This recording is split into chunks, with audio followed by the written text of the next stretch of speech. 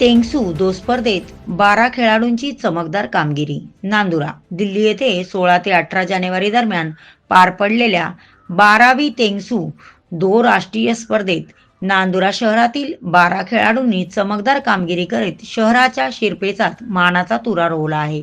हे सर्व खेळाडू आज रविवारी शहरात परतत असून यावेळी त्यांच्या स्वागतासाठी रॅलीचे आयोजन करण्यात आले.